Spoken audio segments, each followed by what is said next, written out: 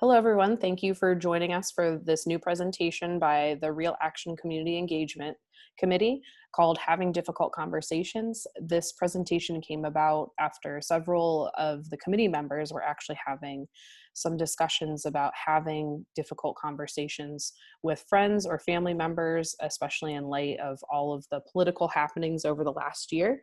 So based on some of the conversations we've had and also some of the trainings that each of us individually have gone through, we decided to put together this quick presentation on some theories and tips that we've found to be helpful when we've been having our own difficult conversations with people that we care about. I'm Dr. Emily Moore. I have a PhD in biomedical engineering, and I actually also minored during my education in sociology and psychology. So some of my information is coming from that background, as well as the training that I've continued to engage in as someone who's going to be staying in academia, and eventually I'll be a professor at a university. So a lot of these kind of tips and tricks are very important for my career path, but also for my personal development. So we'll go ahead and get into my portion of the presentation, and then Michael and Diana will take it away from there. So Diana, if you could go to the next slide, please. Thank you. So the three core concepts that I'm going to kind of just give a basic introduction to that will be important and kind of set the foundation for the theories that Michael is going to cover, and then the real life examples and tips that Diana will provide, are these concepts called emotional intelligence, cognitive dissonance, and then I'm going to go over some information I was able to pull from the Harvard Ombuds office. I currently do research at Harvard University, and their office actually did a really nice couple of training sessions that I had to go through as part of my training, talking about conflict styles. So we'll get into the theories behind those, and then we also have a cool quiz that you can even take to figure out your own conflict style and ways that you can adjust your conflict style for certain situations. So we'll start with emotional intelligence and defining that. So Diana, if you go to the next slide, thank you. So the concept emotional intelligence was coined in 1995 by Daniel Goleman, who is an American psychologist, and he defined it as the capacity to be aware of, control, and express one's emotions and to handle interpersonal relationships judiciously and empathetically. And in his sort of paradigm of this, there's 5 key elements. Those are self-awareness, self-regulation, motivation, empathy, and social skills. I think most people know what motivation and social skills refer to, but in terms of self-awareness, it basically refers to how well do you know yourself in terms of how you might respond to a situation where you're going to get emotional, and kind of knowing how to expect what your emotions are going to be in different situations. Self-regulation refers to basically what actions you take in order to regulate your emotions, and how well are you able to maybe calm yourself down when you're really angry, or soothe yourself when you're really sad. So that's kind of what that concept of self-regulation refers to. And then empathy in general is just your ability to relate to other people. So someone who has high emotional intelligence will be strong in these 5 different factors. So going to the next slide, there was a really interesting article published in Inc.com where this person went through 13 signs of high emotional intelligence. And it's something that I personally also agree with. And then the research and digging into different things in terms of people who have high emotional intelligence, I've found that they do typically demonstrate these 13 signs. So in general, you think about feelings, but it's not only your own feelings, you're also thinking about other people's feelings. And you just kind of think about them in general, not just when you're feeling emotions in a certain situation. 2, you can pause. So when I kind of referred in the last slide to maybe if you're really angry, someone who has high emotional intelligence, instead of just reacting immediately, might pause, try to calm themselves down, and then figure out how they're going to react. Also, you strive to control your thoughts. So similarly, you take action in order to kind of like calm yourself or soothe yourself. Also, you benefit from criticism. And I think this is a very big key one, and also sometimes why people might have difficulty in work when they're getting criticism, especially in a job like I have, where in research, you're constantly being criticized because it's very important that you're accurate and precise. So in order for us to survive in the field that I'm in, you really have to learn how to benefit from criticism and turn that into a positive experience rather than just being upset if someone's criticizing you. Also, you show authenticity. So that means like you're very genuine in your actions and your responses and how you feel about things. Number 6, you demonstrate empathy. So that's one of those key concepts. And that basically means that if someone's telling you a story about something difficult for them, you don't necessarily have to have experienced that in order to understand why that might be difficult for them or why they might be upset about that. So being able to relate to other people is very important for developing your own emotional intelligence. Also, number 7, you praise others instead of tearing people down. You typically try to uplift them. 8, giving helpful feedback. So similar to praising others, rather than treating feedback as an opportunity to criticize someone or tear them down, you give them feedback that will help them or empower them. So kind of like an optimistic perspective. Most of these things, you could think it's like someone who would look at a difficult situation or circumstance and like turn it into a positive outcome. 9, you apologize. And I think it's important to mention that you don't just say you're sorry, but you actually apologize for something that you do and take accountability. It's not just a superficial I'm sorry. You actually do feel sorry for something, but more importantly, you demonstrate that this apology is important to provide and it should be meaningful rather than just doing it to get out of a situation. Number 10, you forgive and forget. I think I kind of like have covered that already, like why that might be important. Rather than holding on to grudges, you give people the benefit of the doubt. 11, you keep your commitments. I think this one's very, very important. So a lot of times when people maybe flake out on meetings or certain situations where you might really need someone with high emotional intelligence, when they make a commitment, they understand that it's important to that person or it's important to a certain situation and they will show up for it. 12, you help others. So in order to help others, I think people with high emotional intelligence also recognize that they have to help themselves before helping others in some situations. Number 13, protecting yourself from emotional sabotage. I think this is a really key one. So someone with high emotional intelligence is able to make good decisions in difficult situations. So they're more likely to pick an option or make a decision that will keep themselves from being harmed or hurt further down the road. Whereas I think a lot of people have seen people continuously getting into bad or abusive relationships, and someone with higher emotional intelligence has a better chance of not falling into that trap or being able to pull themselves out of a situation like that. So that's just an example. There's a lot of other ways you can engage in emotional sabotage, but in general, someone with high emotional intelligence can avoid that. And I think it's really important. The article doesn't touch on this, but it's really important that you know that none of these 13 things are easy, and people with high emotional intelligence are still constantly working on them. And I think the easiest way to kind of understand this concept is your brain and emotions are just like muscles. You have to keep exercising them. So you wouldn't see an athlete just because they make it to professional leagues all of a sudden stop practicing and stop, eating properly. It's a continual process. In order to be operating with high emotional intelligence, you have to keep exercising that and practicing it. And I think number 4, benefiting from criticism is a really big way for you to keep working on your high emotional intelligence and improving it. Diana, could you go to the next slide, please? Thank you. So the next concept we're going to cover that kind of balances, it kind of reflects emotional intelligence, is cognitive dissonance. And this was developed in the 1950s by another American psychologist. And I think Britannica defines it best as the mental conflict that occurs when beliefs or assumptions are contradicted by new information.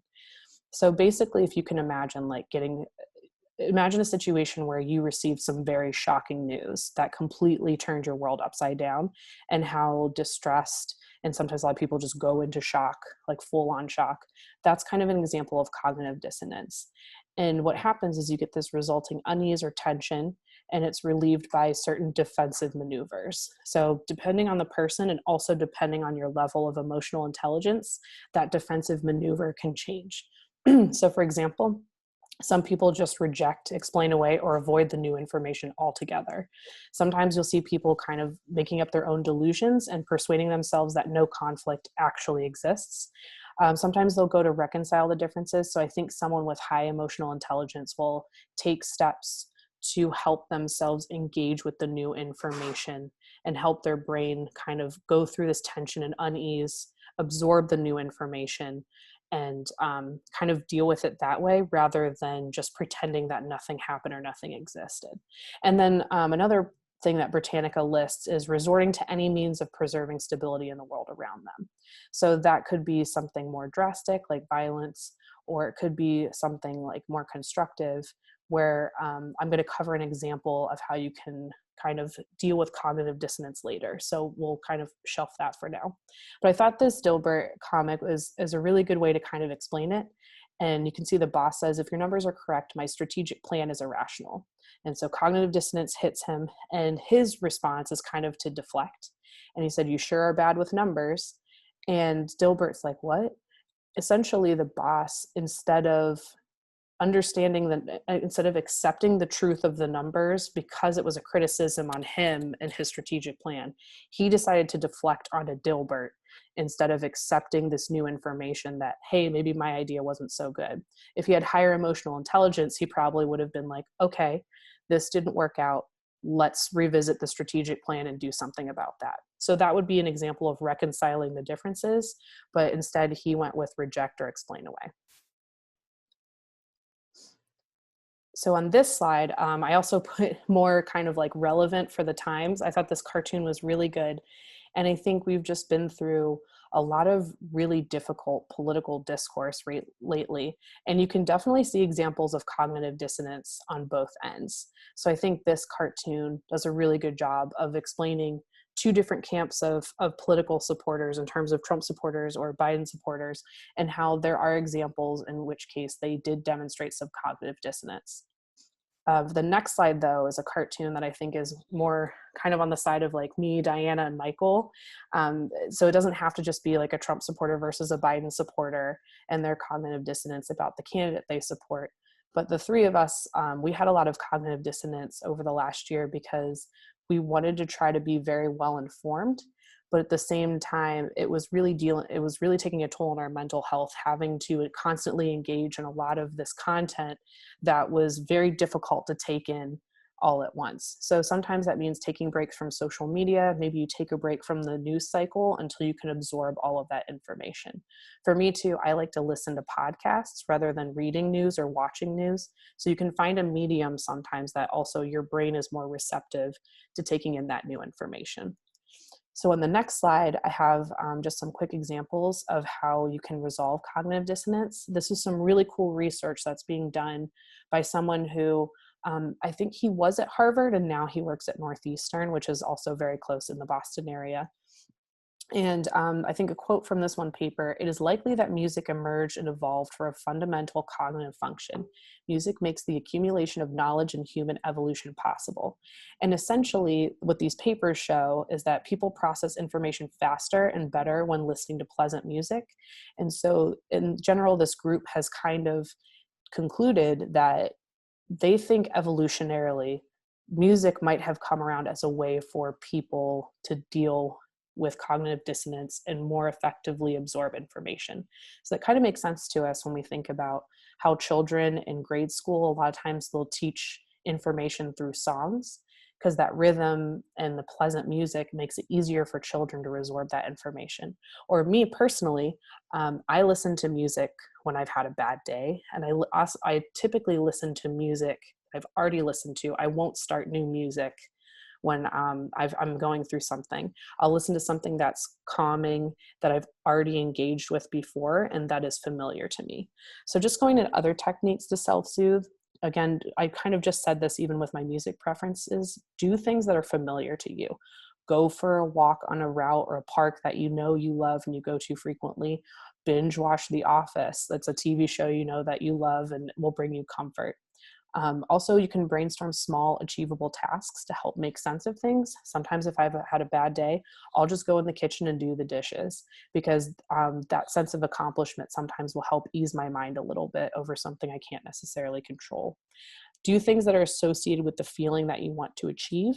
So sometimes if you want to be feeling like more energetic, you could do like a small workout or something, just to kind of get a superficial version of that feeling to help you ultimately achieve that from the new information that you're taking in. Also think about how new information can improve your life. This is kind of on the spectrum of emotional intelligence. Instead of just getting down about everything and getting frustrated, try to twist it into a positive and think of the opportunities associated with that rather than how difficult it is. And also don't let yourself get stuck. I can't remember exactly where I heard this, but I've kind of gone by the mantra, like if something bad happens, take the time and let yourself feel those feelings and let yourself be sad or frustrated or angry, but set a timer for yourself. And as soon as that is up, maybe sometimes it could be one day, it could be a week, get up and do something about it. And so you give yourself time to fully recover, take it in and heal, but don't let yourself get stuck in those emotions, and you have to eventually move forward.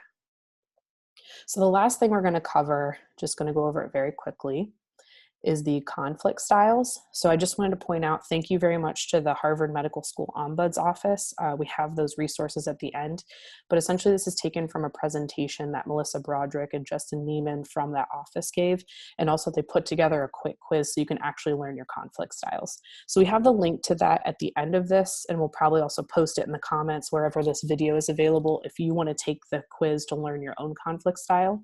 But essentially what these conflict styles are is how you perceive conflict going into a conversation. It can impact your entire interaction. So it's basically your approach to having a conversation. How are you going to control your emotions?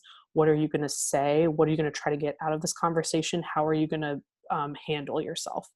And so the 5-minute quiz, this is just an example of basically a quick question that you'll do. And it's important that you think of a particular person when you go into this, because your answers will change based on who you envision, because oftentimes your conflict style is different based on the person that you're engaging with. So the next slide will basically give you a little model of the different conflict styles that are available. And this is also going to be in the packet, and it's based off of a theorem that I'll talk about in the resources at the resources at the end of the page. But basically, the different conflict styles are competing, collaborating, compromising, avoiding, and accommodating.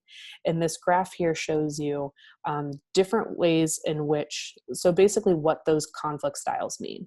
Competing is always I win, you lose, and that goes down to accommodating, which is you win, I lose. So at the bottom of the screen, I actually took this conflict style quiz at the very beginning of my previous job with my boss. And then you can see how it changed at the end of that job, which I left because my boss and I were not necessarily seeing eye to eye on a lot of things. And so in the very beginning, on the bottom left, you can see that I was falling mostly into the collaborating and compromising style. So whenever I met with her, I was excited to get some goal or achieve some goal, find some way that we could work together on something after that meeting. And eventually that shifted towards, okay, yeah, I'm still compromising, but now I'm also really avoiding and accommodating her, rather than the beginning when I kind of saw us as working together. It eventually got to the point where I was kind of avoiding even talking to her because I did not feel confident in our conversations. And so that was, part of my emotional intelligence, but also some of my cognitive dissonance coming into play. So I think it's important when you take this quiz, you need to see that you can shift conflict styles, and that what your results will also be based on the environment you're in and also the person you're interacting with. So the next slide is just a quick conflict style sheet. I'm not going to go over all this because there's a lot of information here, but for anyone who's more interested in this is from the Ombuds office conflict resolution packet that they have available. And you can see the different properties of the styles and then tips for when you should use which style. And so I think I kind of already went over this, that we use different styles depending on the person and situation, and you might have numbers that you might have multiple styles that you implement. It's totally fine. And it's also okay to wish you were another style, but you can always work to change your default style. I think, similarly with emotional intelligence, it's not like you're just going to be good at arguing or having a conflict with someone and that's going to be done with it. You need to keep practicing these things and looking to improve yourself and your conflict style. And then I think too, we kind of, people on the race committee took this quiz and we all had like pretty different styles. And it was also helpful if you could know the person that you're about to engage in a difficult conversation with, if you can take the quiz with them in mind and also kind of see what their style is. Because if you understand their style going into the conversation, that can help you direct it and empower you in a way that you can make the conflict constructive. Or, if you think they're going to be difficult about something, maybe there's a time to avoid a certain small battle or accommodate a small battle or look to ways for compromising. So on the next slide, just a quick summary of everything I covered so we can get to Michael. Conflict can sometimes arise simply due to a lack of emotional intelligence. It could be overall, it could just be in that moment. Maybe you're having a bad day and your EI isn't the highest. Also, defense mechanisms resulting from cognitive dissonance. So maybe someone who has a higher emotional intelligence might be able to handle cognitive dissonance better, but the person they're engaging with in that conflict, maybe they don't have the best ability to handle cognitive dissonance. And then sometimes just incompatible conflict styles. That's all it boils down to. But the good news is you have the power to constantly strengthen your emotional intelligence using the tips from this presentation and other resources. Recognize when you or someone is experiencing cognitive dissonance so you can implement your empathy, give them some space to process that information rather than just getting angry with them right away. Maybe you can take some of these tools from this presentation and help that person resolve their cognitive dissonance rather than deflect. Also, identifying those conflict styles for you and the other person that you're about to engage in the difficult conversation with, just to kind of give you a platform and a foundation to go off of before you engage in that conversation.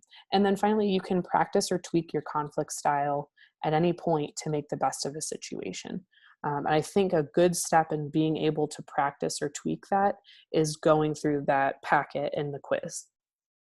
So my last slide is basically just the resources and references. So you can take that quiz yourself, and also the HMS Ombuds office if you want to check out what they're all about and what they do.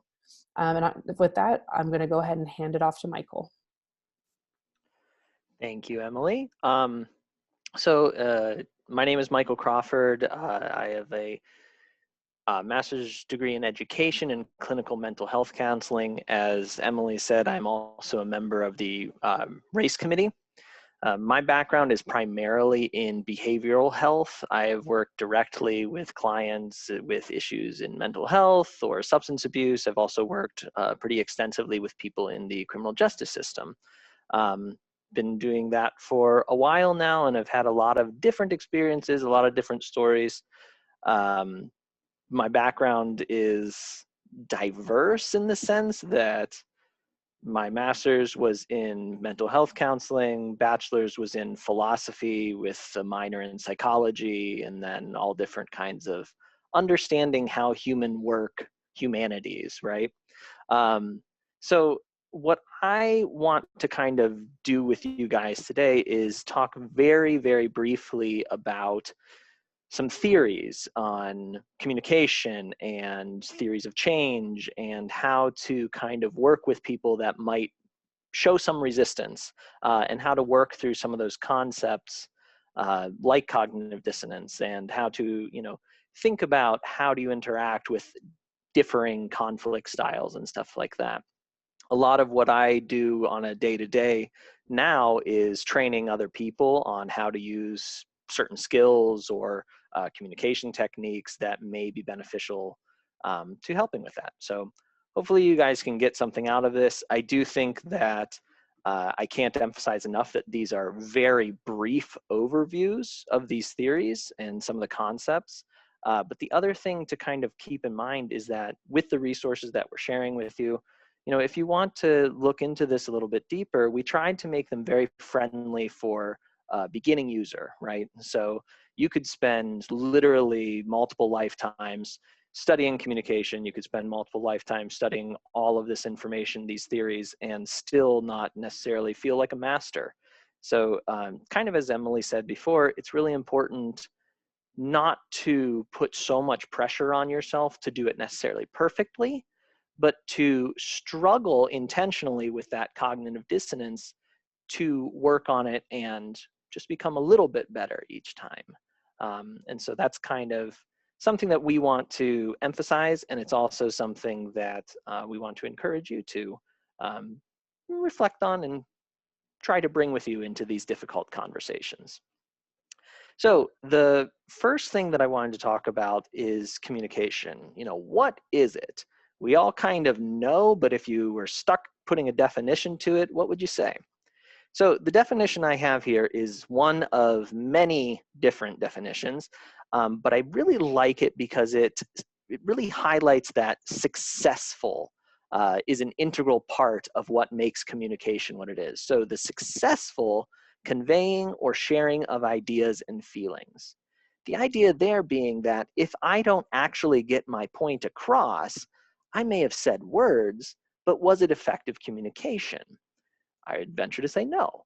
So the idea here is we want to successfully share how we think or how we feel, and that the other party has to understand that. So that's kind of an assumption going into what is our goal with communication, right? So what makes communication? What is the composition of communication? There was a study done in the late 60s at UCLA by Dr. Albert Mehrabian, where they basically broke down communication into its kind of pieces, right? So that study said that 7% of communication is verbal, meaning your word choice, what you actually say. Only 7% of what makes communication as a whole is the words that you choose. 38% of that was tonality, so your volume or how abrasive you came across, stuff like that. And then the 55% was your body language. So your stance.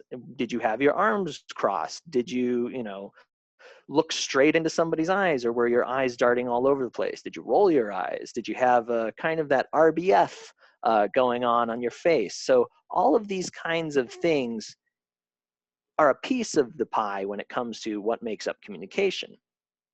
So more recent studies have actually shown that maybe the verbal does matter a little bit more than was initially thought. So recent studies have put it more about 35% verbal, contrary to the 7%, which is a pretty big increase. Part of that is we do have to understand that the words we use matter. And so a lot of the conversations you might find yourself in could be centered around merely word choice and people feeling that maybe somebody is too sensitive about something, or maybe somebody is saying that a particular verbiage does bother them. And we have to kind of keep in mind that that does matter. It's not insignificant.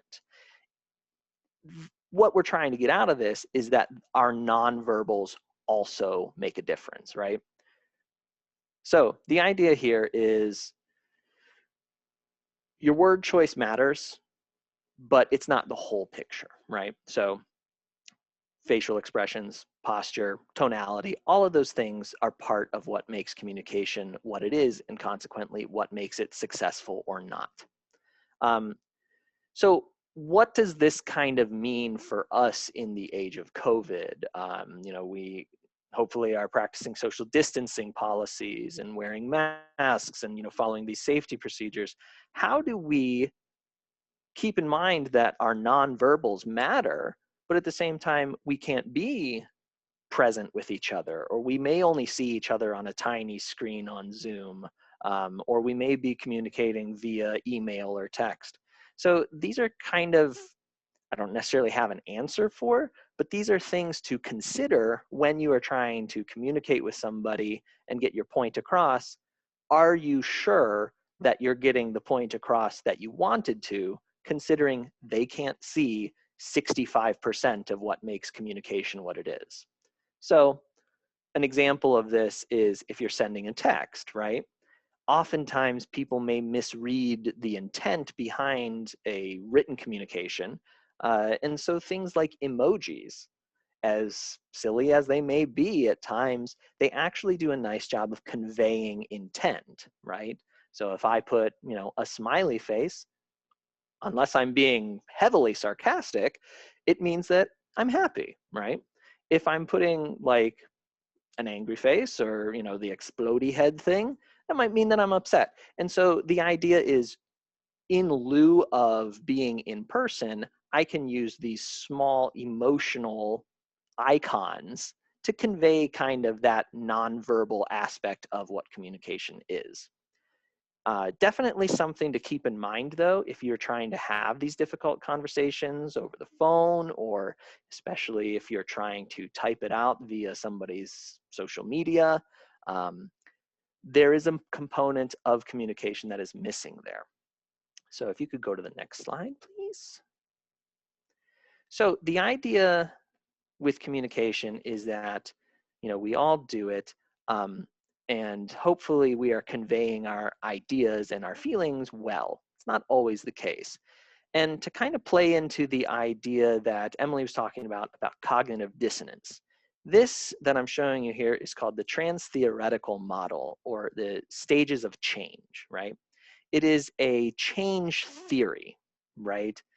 It is something that talks about the process that people go through when confronted with new information, when struggling through that cognitive dissonance and deciding to use it and change something, right?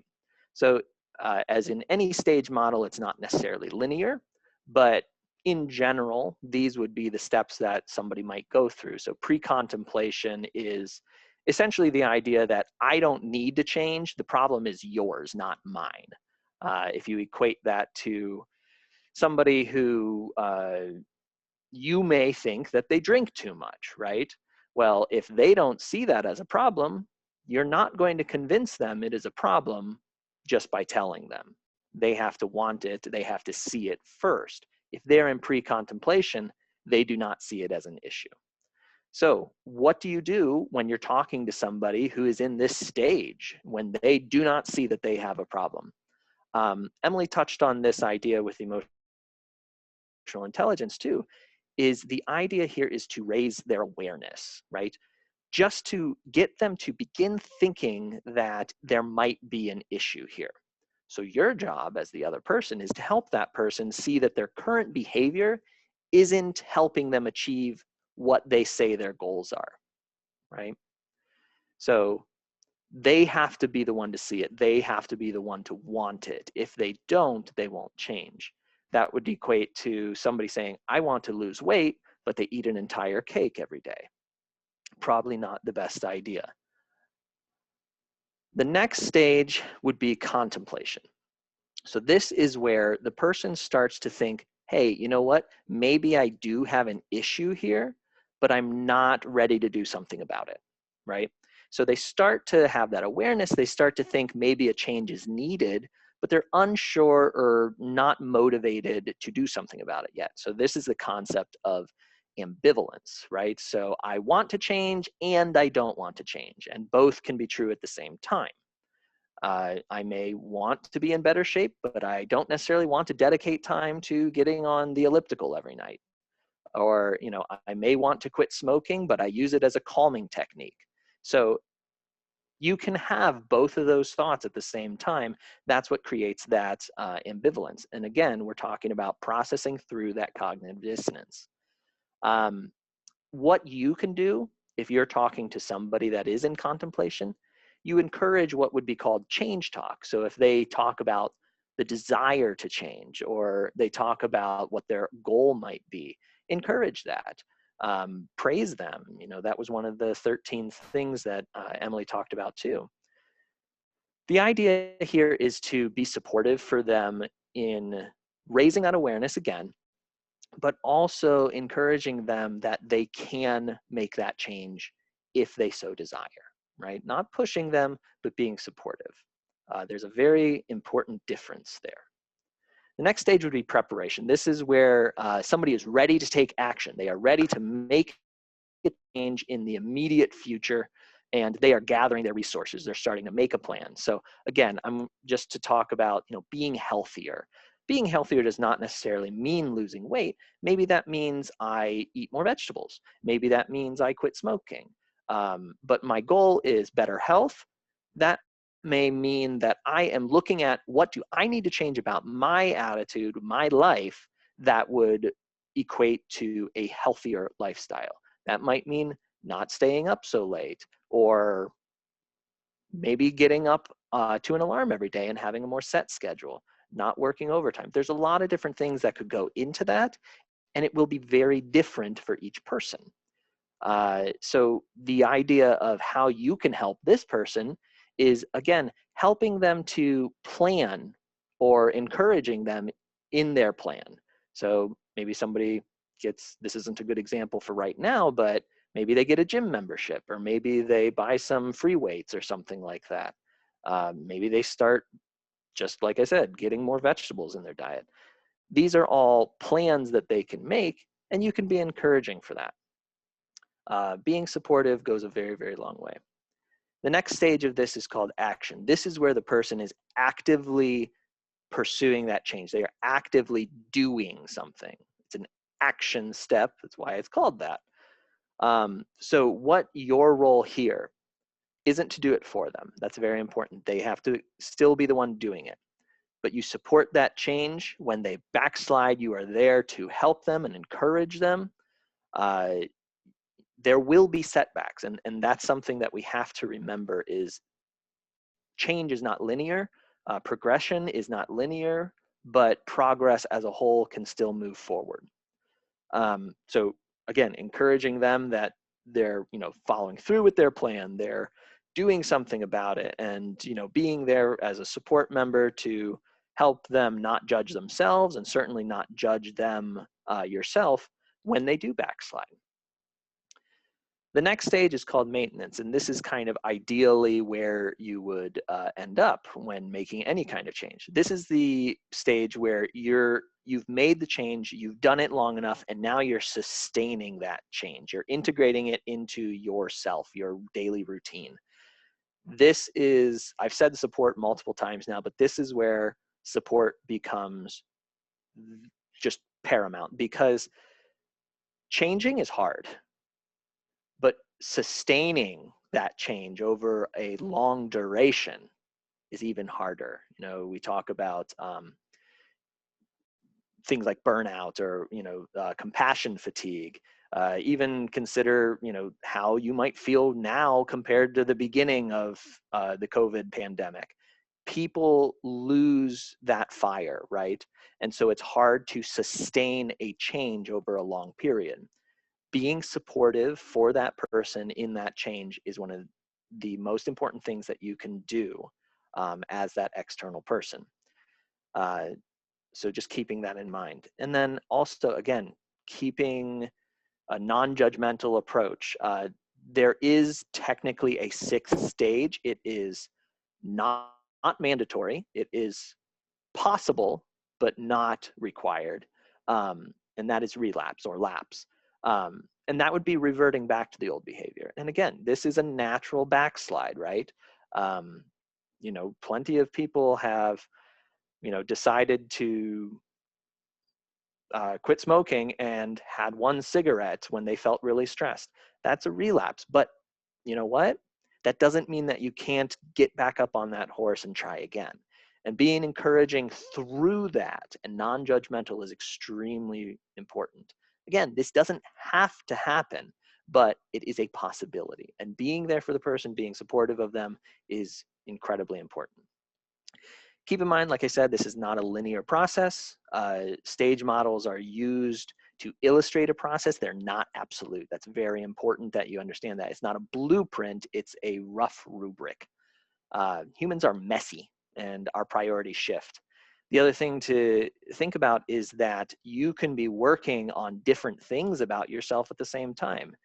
Maybe I want to have healthier sleep patterns, but I also want to prioritize going back to school or something like that. The two may be mutually exclusive, So we have to shift our priorities with that, and there may be backsliding.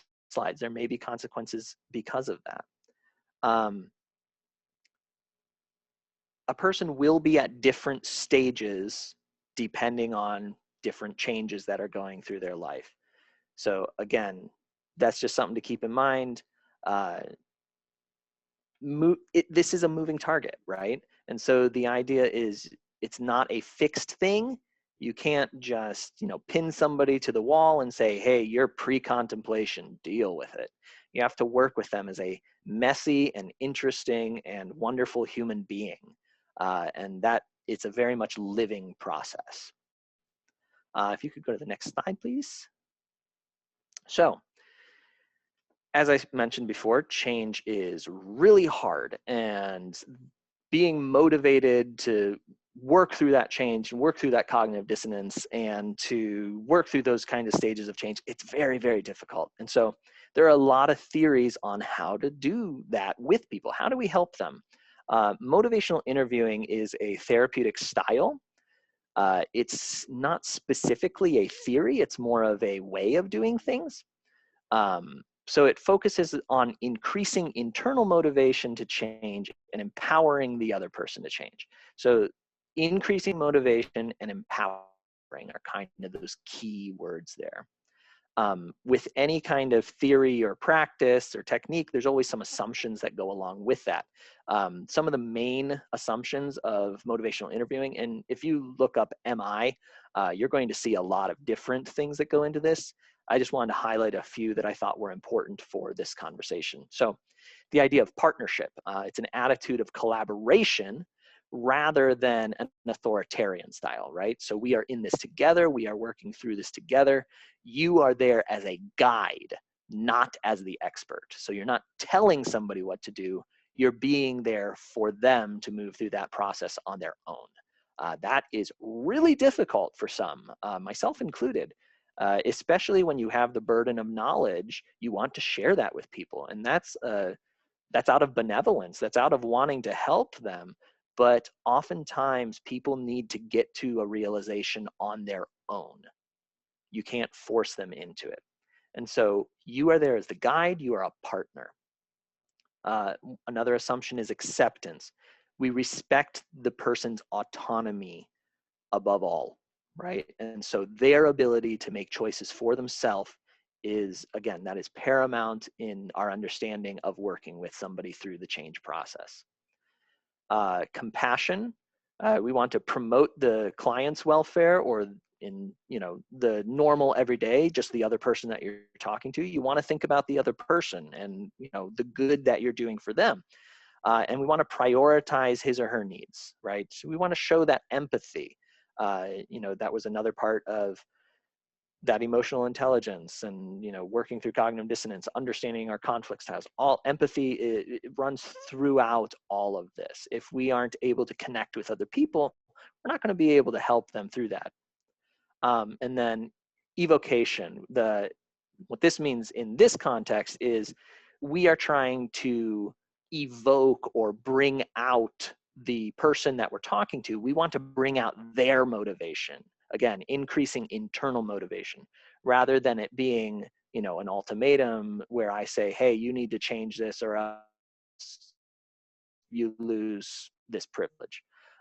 That's not going to be nearly as motivating as if somebody wants to do something themselves because they know it's the right thing to do or because they choose to do it. So that gives more ownership. And we, as the person talking, we want to bring that out of the other person rather than force it onto them, okay? So it's really important to understand those types of assumptions when working with people. If you don't understand that and you don't believe in those assumptions, none of these techniques will work for you, right?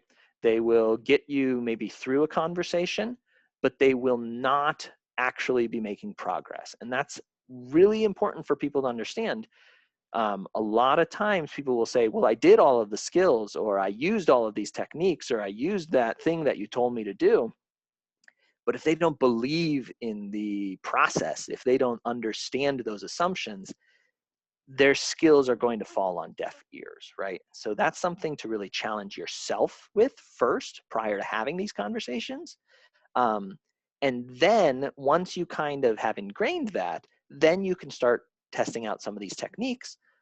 Again, understanding that this is things, these are techniques, these are skills that people go to school for, and, have to get certifications and all kinds of licensure. And it's decades long that they work on these things. So be kind to yourself as well if it doesn't exactly go the way that you want it to at first.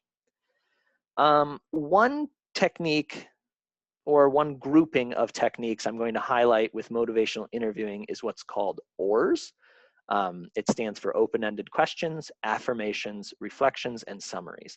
A lot of these should sound reminiscent from that list of 13 things that you can do for emotional intelligence, because they're very related, or may just be a rephrasing of that same idea. So again, these are simple techniques that you can use to try and steer that conversation in a more productive way, thinking about how we want to keep communication as a positive thing, and we want to make it a successful conveying of ideas. These are some techniques we can use to try and do that. So open-ended questions, what they are is basically, instead of asking for a one-word answer, did you do this, yes or no, or what's your favorite color, blue, red, green, whatever it might be, you want a more in-depth answer. So asking somebody, what made you decide on this? Or tell me what happened that day. Those are promoting a deeper conversation. They're promoting increased communication rather than short, concise, one-word answers or short answers. It invites further exploration, which is important, rather than just getting that brief response. People like to talk about themselves. And so if you want to understand the other person, get them talking, get them explaining the situation from their perspective. Then you can apply that to what you're trying to talk to them about. Affirmations, this goes into what Emily called praising, right? Basically the same idea. So empower and focus on the positive. You want to let people know when they're doing a good job. It helps them build confidence. It helps them build conviction. It helps them build motivation. And if they have those things, if they get rewarded, they're going to want to do more of it, right? So, I have a 3-year-old, and if I teach him that, hey, buddy, I'm proud of you because you did this thing, he's going to want to continue that behavior. At least I hope so. You never know. Toddlers, right? But the idea is people like being rewarded. And so the more that you can encourage them in a positive direction, and the more that you can do it from a sincere place, the more effective that's going to be for them to continue being motivated. Reflections, these are probably the most important tool that you can learn how to use. Reflections can be extremely simple, or they can be extremely complex, depending on your comfort level. Basically, the idea here is you're mirroring back a thought or a feeling or a perspective that the other person said. So somebody may tell me something, and then I am reflecting it back to make sure I understand what they're saying, right? So there's a lot of different types. There's simple reflections, which might be directly repeating what somebody said. There's complex reflections that are things, a technical term would be like agreement with a twist is a type of reflection where I purposefully only focus on a certain aspect of what a person is saying and kind of guide it in the direction that I think the conversation should go. Would not recommend that if you don't have practice with it, because it can break pretty bad if you don't have experience. But the idea is you can reflect on feelings, you can reflect on content. There really is no end to what you can reflect on. The idea here is when you reflect, when you use these, you're showing the other person that you're listening, that you're paying attention to what they're saying. And that makes somebody feel seen, that makes somebody feel heard. And so much of the frustration that we come across in conversations is when people don't feel heard. So something to keep in mind, reflections are a great tool for that. Summaries, Summaries are just essentially a larger version of a reflection. They encompass multiple statements or multiple conversations. Excuse me. So it kind of ties the whole thing together. You might summarize a point after you've been talking for 15 minutes, right? Or at the end of a conversation, you may summarize kind of the main ideas that were discussed. But the same idea, you're just essentially reflecting back what the person said so that you make sure you have an understanding and show them that you heard them. We talked about the concept of ambivalence and the idea that you can want and not want something at the same time. And we want to talk about how that builds a discrepancy in us, that builds that cognitive dissonance. We want to believe the comforting thing that we used to know, and we also hopefully want to be challenged to that new thing. So building a discrepancy, and this is where you get into somebody changing their mind about something. Ambivalence is that mixed feelings, you go either way. That leads to a discrepancy. So you have to have a safe relationship with this person first. They have to understand that you are not out to get them or that you're not forcing something on them.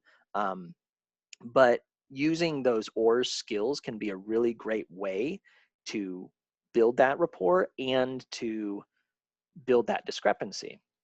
Once a person starts questioning their old way of thinking, that's where you encourage them, and that's where you might affirm them or reflect to show that, hey, it's safe on the other side here too, right? It's a really important thing that's going to kind of move that change forward. I have a few more resources on motivational interviewing at the end. I'm not going to talk about them now, but there's a ton of information out there on MI. I would encourage you highly to look into it. Next slide, please. Excuse me. So another theory that really focuses on empowerment and working through change is Dialectical Behavior Therapy, or DBT. Many people may have heard of CBT, which is cognitive behavioral therapy. This is similar. It incorporates a few extra things that talk about emotional regulation and kind of distress tolerance and stuff like that. So it kind of builds on that CBT framework where the central ideas are thinking controls behavior.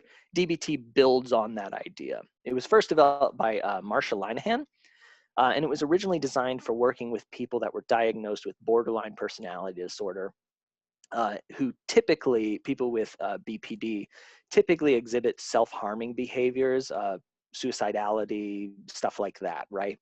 And so this therapy technique was designed for working with people with that.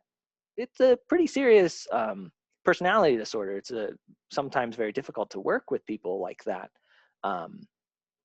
by just virtue of the diagnosis. But this is a very intensive therapy, or at least it can be, that has shown some real efficacy in helping people that are experiencing BPD or self-harming behaviors.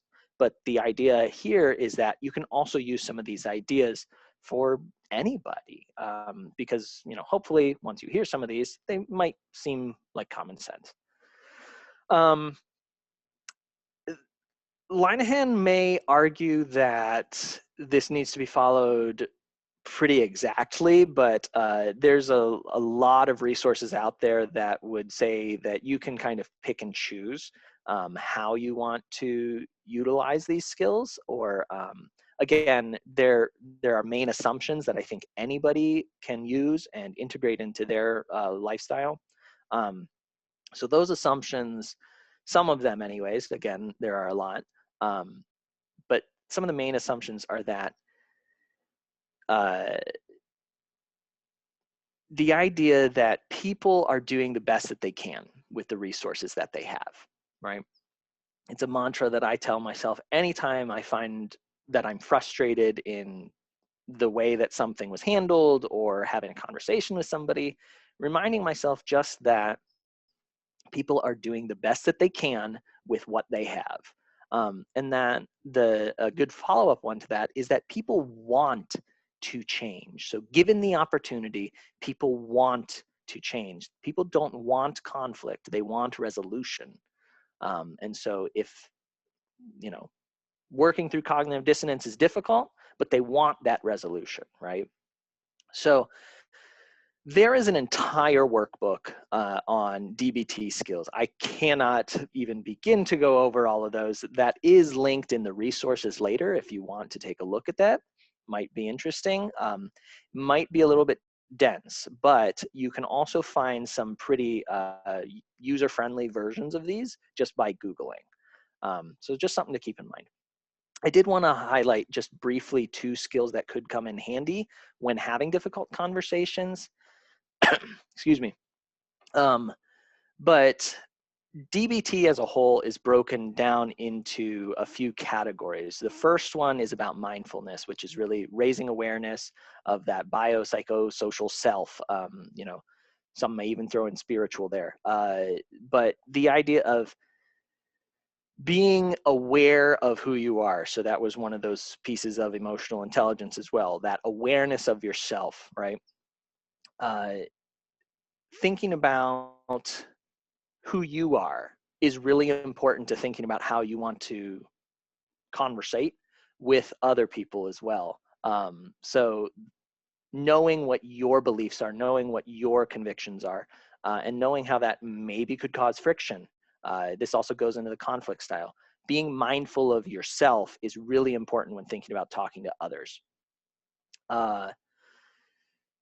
There's a concept of wise mind here, right? So what that really means is that we have our logical brain and we have our emotional brain. Wise mind is a combination of the two. And, you know, if we get too logical, we might be ignoring kind of that emotional side. If we get too emotional, we might not be acting rationally, right? So we want to balance that. One of the other sections is interpersonal effectiveness. So this is essentially a study on how do we interact with others. If you were wanting to look into DBT and really thinking about using it as a way to help you in difficult conversations, this would be the section I would kind of say check out, right? 2 of the skills that are in this section are they really love acronyms in psychology. So Dear Man is one of the skills. Basically, this is what you should do when you are having a difficult conversation. I am going to run through it very quickly because I know I'm talking a lot and my throat's getting dry. But describe, that's the D. Be very descriptive and objective about observational statements, right? So the facts of the matter. E is express clearly. You're expressing how you feel and what you believe in a very, very clear way. Do not leave assumptions in there. Don't should all over yourself, as Ellis would say. A is assert your wishes. So ask for what you want. And again, be direct and be clear. And then R is reinforce. Positively reinforce or reward and show that appreciation for the other party, right? So show them how your request benefits them, not just yourself, right? So an example might be, I appreciate you having this conversation with me. It shows that you are open to hearing why it matters to me, right? So I'm reinforcing their efforts just to talk to me. So that's the dear. And then the man, this is how you should do it. So the dear is what you should do. The man is how you should do it. So the M stands for mindful. You should be mindful. Stay in the moment. Don't get distracted. Don't get sidetracked. Try and avoid tangents. But this is, this could, you know, if you don't do that, it might mean that you have to repeat yourself, which can be tedious and, you know, show that you're not necessarily engaged. So you want to be mindful. The A is appear confident or assertive. Again, assertive, not aggressive. This is very important. Your tone, your body language, eye contact, a lot of those things that I mentioned before about communication, you have to be aware of those and be aware of how you are coming across, not how you think you're coming across, but how you're actually coming across.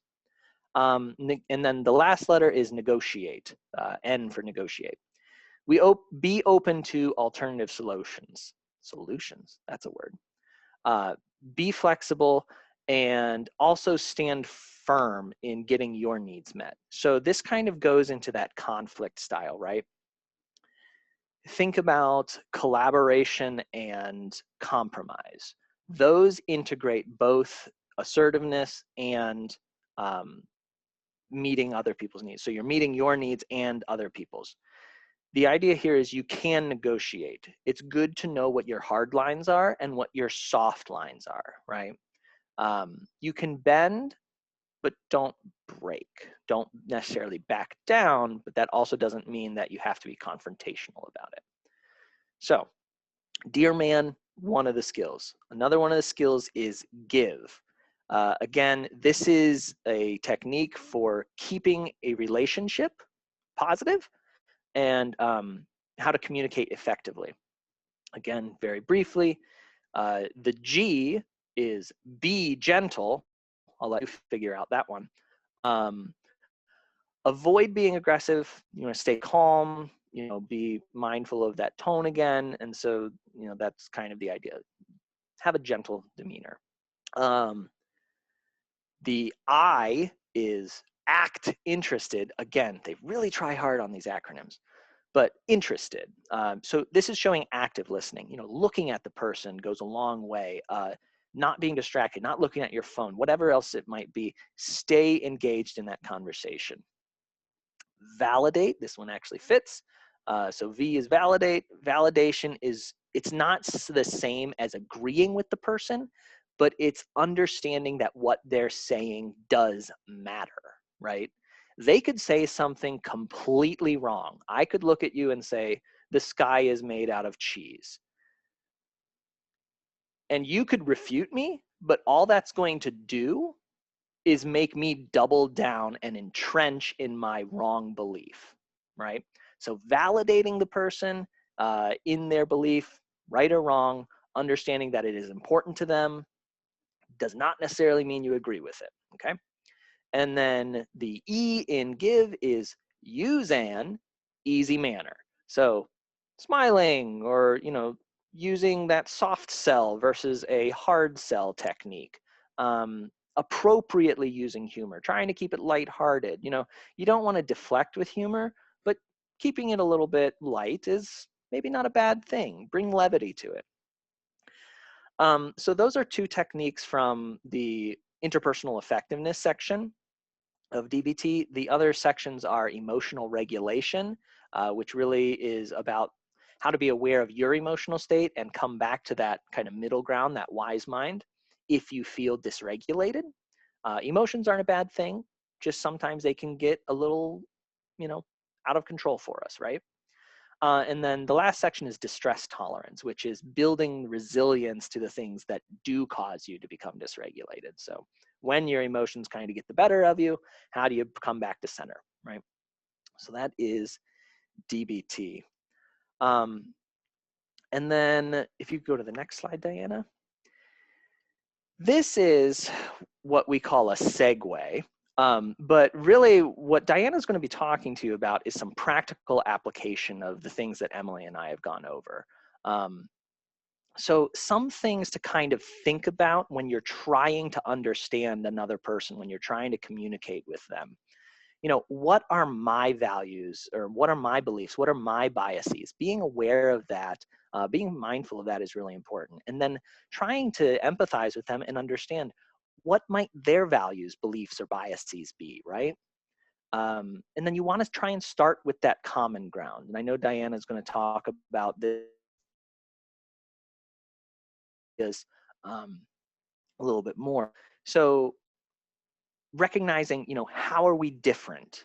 How are we the same?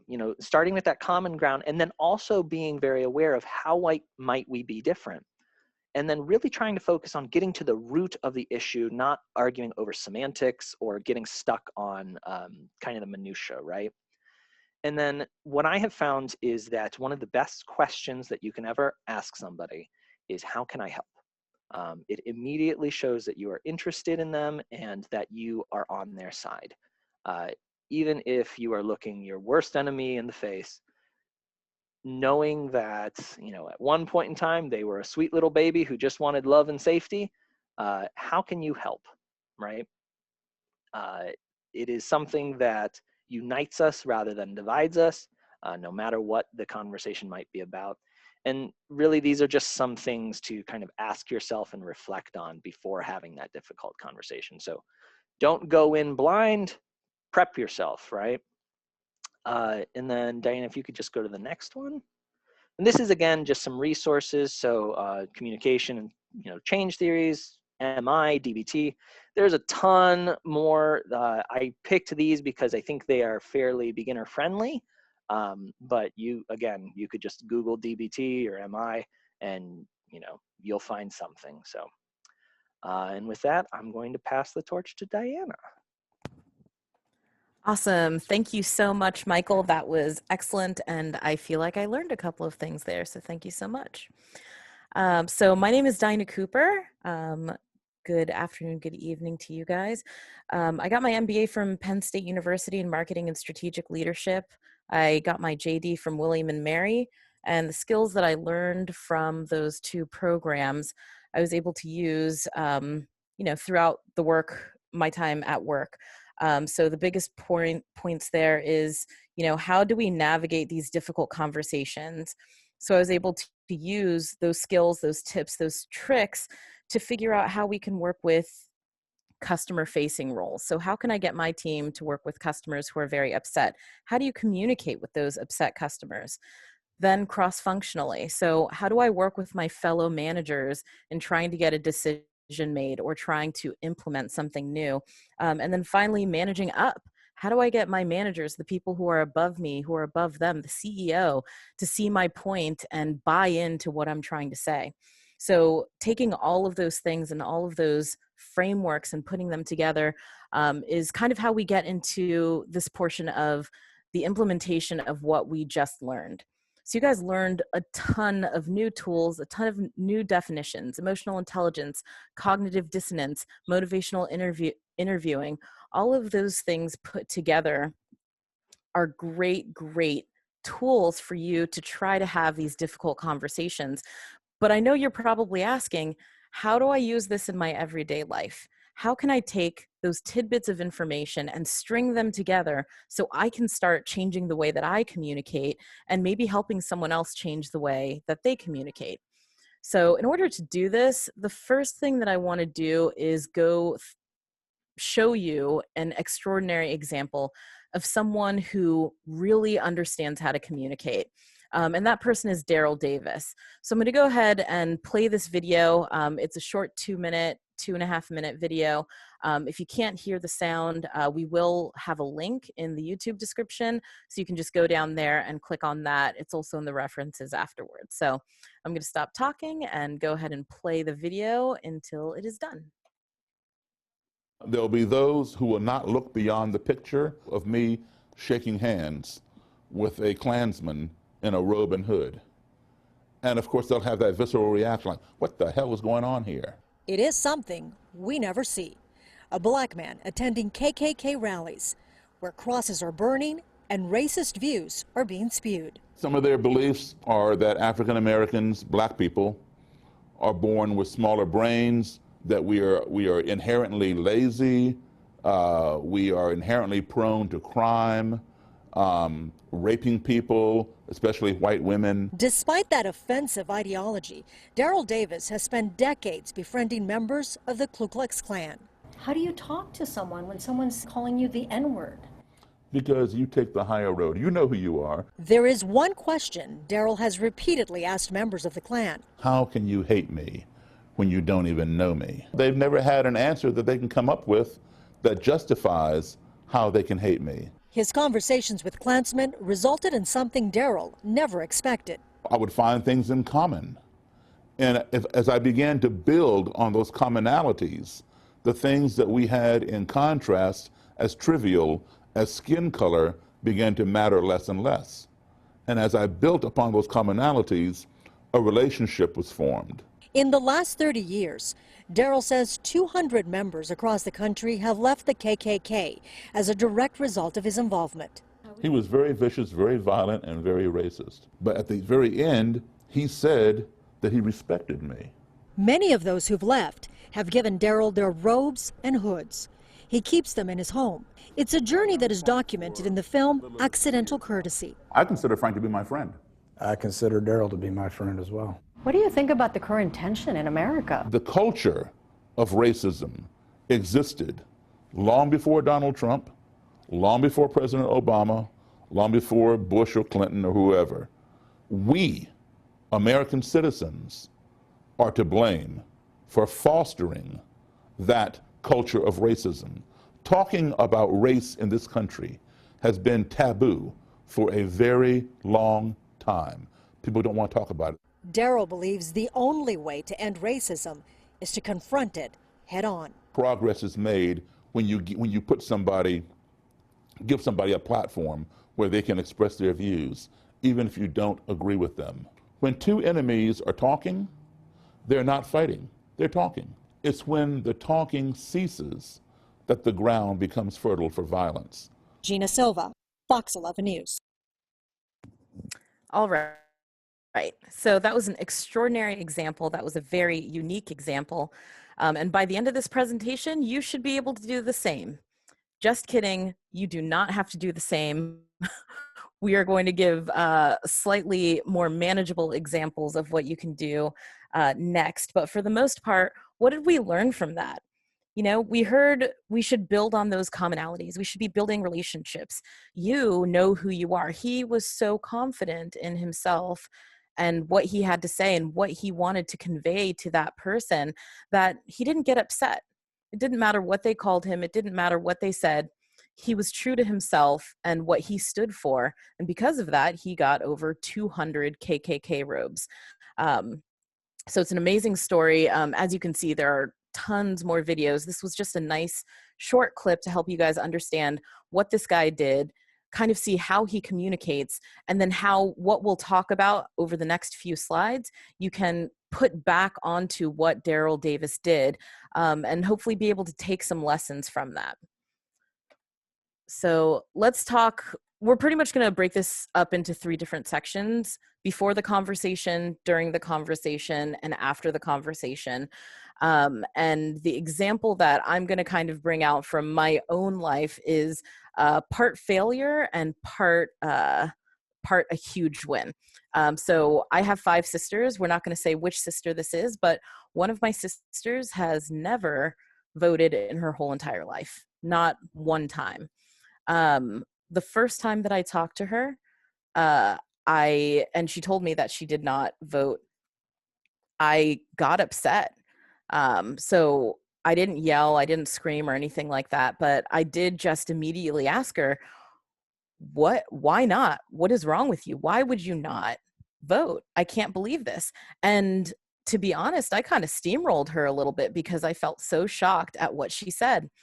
And, 2 minutes into the conversation, she's already on the offensive. She doesn't really want to talk about it. And she just asked politely, hey, can we just not talk about this anymore? I wanted to talk about, Christmas stuff. And so my response is, okay, I realized that maybe I got a little bit too upset. I immediately put her on the defensive, and I thought to myself, okay, let's stop the conversation here. And we continued going and, kind of just brushed it off. But I thought to myself, I know better. That shouldn't have gone that way. And I think we've all had that conversation of, I knew I shouldn't have done that. I should have done X. So when I decided that I wanted to talk to her about it before this past election that just occurred, I had to think to myself, what am I doing here? So before you start a conversation, you need to prepare yourself emotionally. So ask yourself, what are you afraid of? Why are you afraid of having this conversation? What's stopping you? Or why did it go badly before? So in this case for me, I had a fear of hurting my sister's feelings. I did not want her to think that I thought badly of her because she chose not to vote. The thing about voting is that you have the right to use that vote or not use that vote. And so I felt like I overstepped my bounds, and, you know, I didn't do the right thing by saying, you know, how could you, what are you thinking? And kind of going extreme on that. So the second thing is prepare yourself mentally. What do you want out of this? Why is this important? What can I do or say to appeal to this person? And so for me, you know, I had to really think about, why is it important for my sister to vote? And I realized, you know, I feel like voting is us saying, this is what we want. It's us standing up and saying, this is what I stand for, and this is who I want to win. And, you know, this is my way of making a stand. A lot of people don't have the opportunity to say what they want to say or to even vote. So it is a privilege, in my opinion. So I had to really think about that. And I had to think about what I wanted. Did I want her to vote at the end of it? Or did I want her to just consider voting? And I decided that the right thing to do, or the best route for me, was to get her to consider voting instead of, you know, trying to force her to vote. And that, you know, would give her a little bit more freedom, and then it'll give me a little bit less that I need to push at. If my end goal is, hey, you don't have to vote, but I do want you to look into why you should be voting, that was enough for me. Then number 3, research as much as you can about the topic, but don't overdo it. So I started getting into numbers and statistics about who was voting and what they were doing. And I kind of backed off of that a little bit, because who wants to sit and have, you know, a 20-minute conversation with someone and all they're getting are statistics, statistics, statistics? You want to have a flowing conversation, and knowing who she is, you know, the best thing that I could think of is developing that discrepancy, which is, you know, I know her, she's my sister, I know what her goals are, I generally know what her values are, and how can I match that up with the fact that she doesn't vote? So I know that there are things that she cares about. Let's say, for example, the environment. And if there are 2 people who are, you know, running for office, and one is for the environment and not for the environment, um, you know, it's easy to say, like, hey, look at this one fact. I looked up who was running. I know these things are important to you, and this is something that you can affect. So I just kind of thought to myself, I can research all day. I don't want to research all day. I just want to do a little bit of research. So let me think about what is important to that person, and then focus on figuring out a little bit about that topic in particular. So the other thing that I thought about was mutual rule setting. So in this case, I know that I was a little bit rude the last time that we talked. So for me, you know, I wanted to do a few things to make sure that I was not overstepping my bounds. So I wanted to remove any assumptions or beliefs about my sister. You know, I don't know why she does not vote. And because I don't know why she doesn't vote, I can't assume anything. I can't put these assumptions on her. I had to make sure that we stayed on the same level, because, you know, I started to feel superior because I voted and she didn't vote. And that's not right either. You know, she has the same exact rights as I do, which means that we're on the same exact level. Being respectful in tone, language, and body language, you know, I don't think it's ever respectful to say, what do you think you're doing to another human being, much less your sister, right? So I just thought to myself, okay, I need to be more respectful, be clear, and use specific examples. You know, generalizing things to a person doesn't help with the conversation, because all they're thinking in their mind is, well, you're just being general. I don't know what you're talking about. And then finally, you know, using the I feel statements when necessary. So I feel like it's important for us to use our rights to its fullest extent and vote, versus you need to or you should. It's a little less inflammatory. It's a little less direct. It's a little bit softer. So it doesn't feel like it's an attack. And then, you know, making sure that you listen and comprehend as you talk. You know, our conversation wasn't long enough for me to be able to do that, but I just wanted to come into it knowing that I'm going to listen to what she has to say, and I'm going to really think about what she has to say before I even respond. And this mutual rule setting, you know, I did this one by myself because I didn't feel like this conversation was big enough that we had to set those rules. There may be conversations where you feel like, hey, we need to make sure we're on the same page. There have been many times that we've gotten into conversations, it didn't go well, things blew up. Maybe let's sit down together and talk about what we should and shouldn't be doing. That could be as simple as we're not going to interrupt each other when we talk. Or it could be as complex as going through this whole entire list with them. Either way, I felt pretty good about starting a conversation.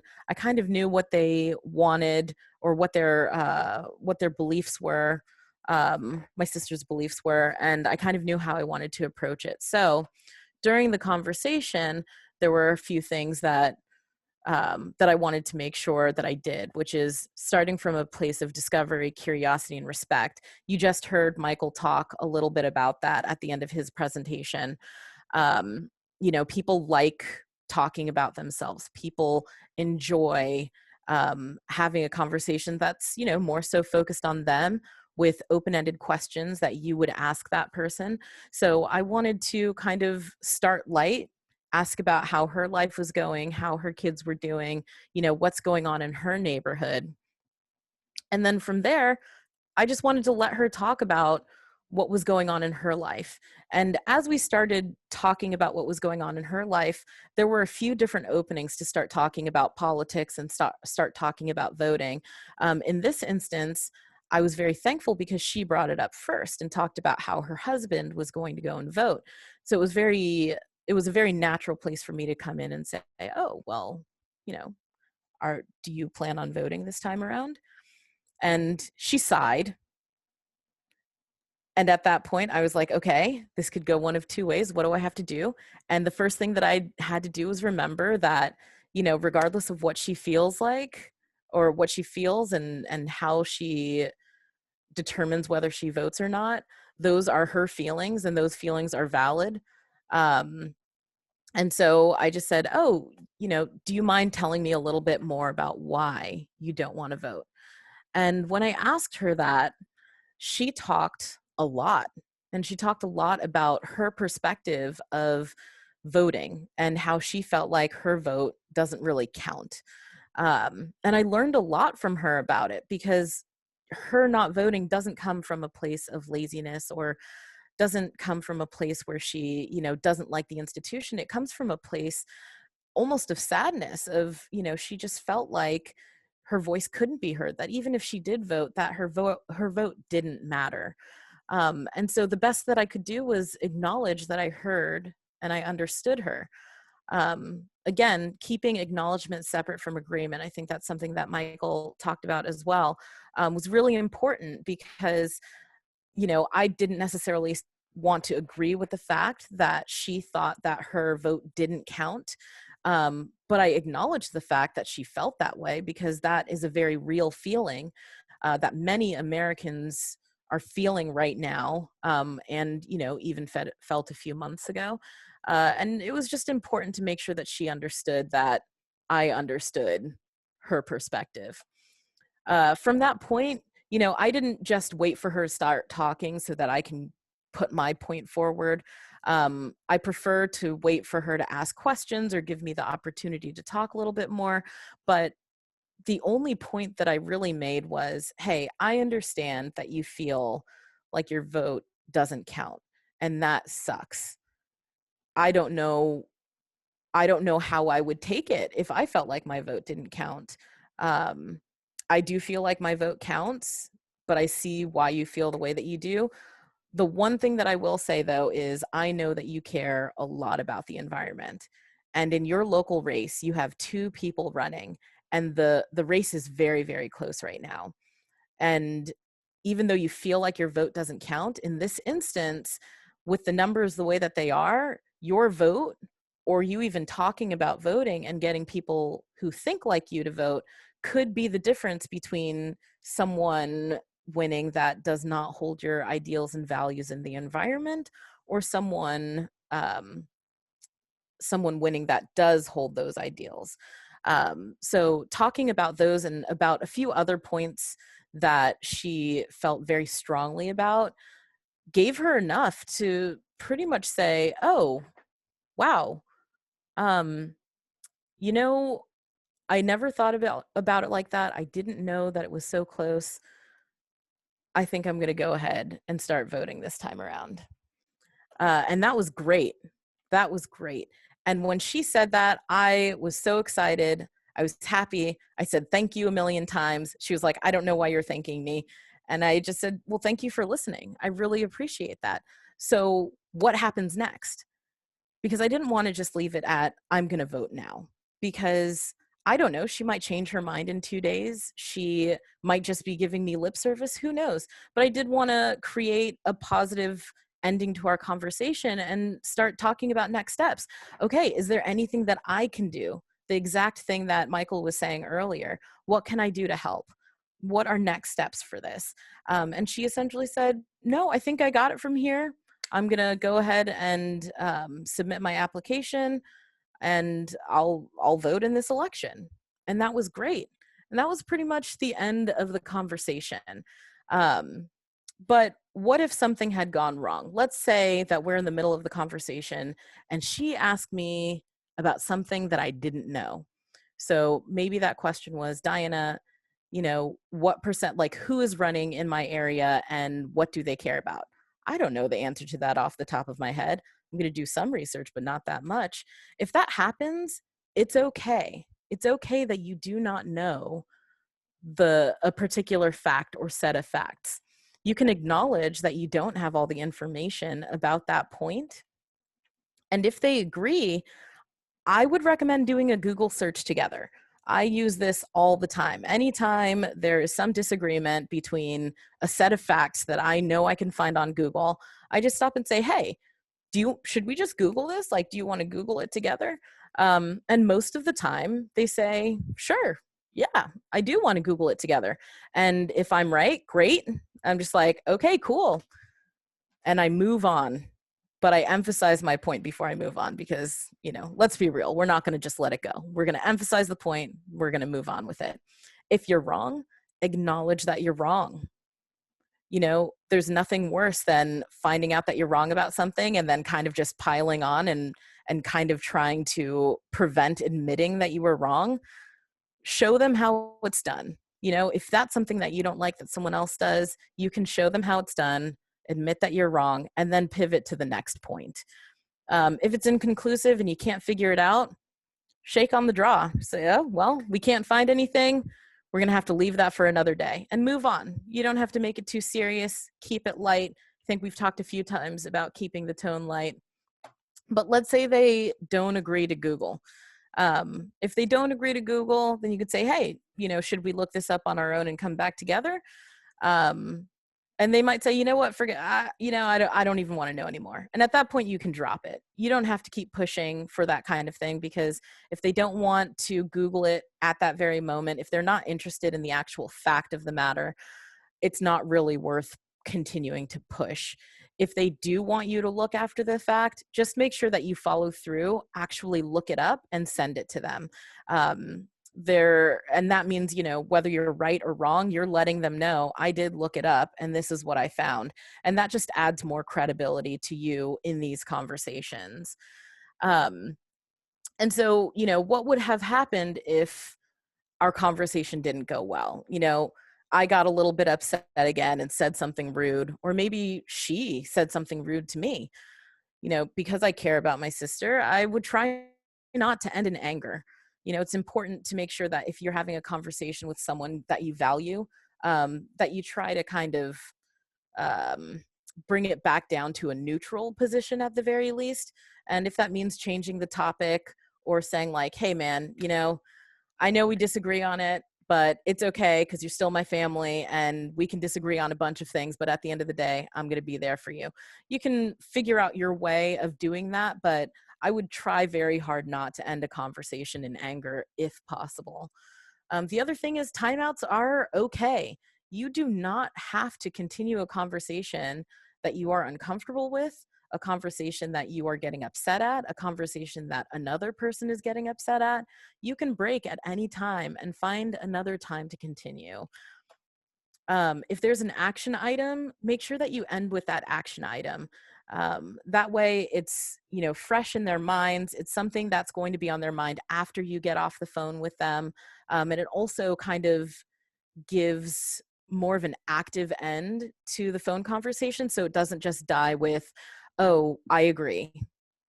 Great, see you later. It's like, okay, no, I agree. And what are we going to kind of do with that? And then finally, if there still is some sort of disagreement, or even if you agree, make sure that you thank them sincerely for their time and for talking about their thoughts and beliefs. Because as much as people like talking about themselves, I think part of the appeal in talking about what you're doing is having the other person, acknowledge that you are doing something, and being able to thank them for their time and thank them for openly talking about their thoughts and beliefs. That doesn't mean that you agree with them, but it does mean that you thank them for your time, which is, I think, the very least that we can do. So it's just a nice way to kind of maybe even bring things back to that neutral position. So if things are getting heated, upset, you need to take a break. And it's like, hey, I don't really want to continue this conversation right now. I feel like both of us are getting really heated, but I do want to continue this conversation with you because I feel like I'm learning a lot. I'm learning a ton, and I want to continue this conversation, just not now. Is that okay? And kind of just having that back and forth sort of agreement or conversation with each other. Regardless of whether it goes well or not after the conversation, I usually send some sort of follow-up. So I sent a follow-up message to my sister just saying, hey, I love you. Thank you again so much for talking to me about this. I can't wait to hear how your voting experience goes. And then continue to engage. So, every few weeks, we catch up with each other, and, she'll give me an update on where she is in the progress of getting her mail-in ballot, et cetera. And that was a lot of fun for me. But that continuing to engage is optional. If you find that you had a negative conversation with someone, you don't have to continue to engage. You can stop engaging. You can stop having those conversations with that person. And that's kind of where what Emily was talking about earlier comes in. And talking about emotional intelligence and cognitive dissonance, and trying to figure out, hey, I love this person, but having this conversation is very difficult, but I do want to have that conversation with them. And trying to figure out in your own mind what is the most healthy for you to, as Michael said previously, protect yourself and make sure that you are safe in your conversations and your interactions with another person. So, this whole entire before, during, and after that I talked about, all of these steps are optional. I didn't go through every single one of them, but I did use the majority of them to create a framework in my own mind to say, okay, when I have a conversation with someone, I'm thinking about who that person is, why there might be an issue in that conversation, and what research I need to do to make sure that I can convey the right information to this person, the things that they care about, the things that they're going to want to know. I want to have all that stuff ready beforehand. Then once we get into the conversation, being respectful, letting them talk, asking good questions, and just not getting upset because people feel the way that they feel. And, you can't force a person to change, but you can try your best to be persuasive towards them. And then, finally ending that conversation, and after the conversation, just following up, making sure that they understand that their time was well spent, that you appreciate that time, regardless of whether you agree or not. But that's just the general framework that I use personally. And you can kind of see how everything that Emily talked about and everything that Michael talked about kind of combines and melds together to create a nice little flow of how you can have that conversation, prepare yourself to have a difficult conversation. So, let's pretend that this conversation on having difficult conversations was a difficult conversation, and let's talk about next steps. What I would really like for you guys to do is to choose 2 people to talk about or talk to over the next 2 weeks. You can talk to them about pretty much anything, but more specifically, I want it to be something important to you, maybe even something you're slightly afraid of talking to them about. But figure out who those 2 people are. I would pretty much start with someone that you love or respect, but maybe are a little bit afraid of talking to them. And the reason that I would say to start with someone like that is because, you know, you already know them well enough to kind of understand what their beliefs and their thought process is as a whole.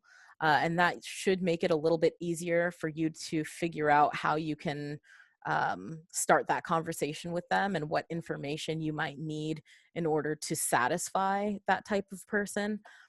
The other thing that I would suggest is taking that conflict styles quiz that Emily talked about in the beginning of the session. The reason that that's so important is, you know, I took the quiz, I think 3 or 4 times, and every single time I took it, my results changed ever so slightly. Because when you talk to people, and depending on who you talk to, you know, your tone changes, the words that you use change, everything changes based off of who you're talking to. So the way that you talk to your boss might be different from the way that you talk to a coworker. That might be different from the way that you talk to your best friend or your significant other or your parents. And because all of those styles are so different, taking this conflict styles quiz, I think is extremely helpful because it will help you adjust how you're coming at a conversation. So, you know, if you want to talk to your mom about the fact that you won't be seeing her over the holidays or for the next few months, maybe you take the conflict styles quiz to see how you would interact with her personally. And you might see, ooh, you know, oh man, it looks like I try to do a lot of avoiding when I'm on the phone with her. And it sounds like maybe I'm a little bit too aggressive when I'm talking to her. So let's ramp down on that, see if I can be more collaborative in a way, and see if I can get, you know, a different result by trying to talk to her in a different way based off of that conflict styles quiz. The other thing that I would recommend is reviewing those steps in your mind on paper or with a trusted friend. Usually if I know that I'm going to have a very difficult conversation, so the one with my sister, that wasn't super complicated and it wasn't super difficult. But when I have those more difficult conversations, I usually talk to a friend who either thinks similarly to myself or similarly to the person that I'm trying to talk to, so that I can kind of run through the scenario with that person or through my, you know, through my brain, essentially. Above all, and I cannot stress this enough, do not overthink and be sure to take care of yourself through this whole entire process. You are not required to have difficult conversations with people. This is only for the conversations that you want to have. So if you want to have that difficult conversation, these steps should be able to help you. All of the information that you learned from Emily and Michael today should be able to help you. But if you can't have that conversation for some reason, or you don't want to have that conversation for some reason, that's okay too, as long as you are taking care of yourself and making sure that you're making the best decisions for yourself. So that is all that I have. These are my references and resources, so that'll be at the end of the YouTube video as well. I just want to say thank you so much, just to wrap things up. If you have any questions about anything that you've heard today, if you need more detail about anything, if you need to figure out where we got some sort of line on our slides from, please feel free to email us. We have the email address here, our Facebook page on here, Instagram, YouTube, however you want to contact us, feel free. But thank you guys so much for your time. Thank you for getting all the way through this. We really hope that this helps you manage and navigate difficult conversations in the future. And if you do use any of our methods, please go ahead and let us know. But that's all for today, and thank you so much.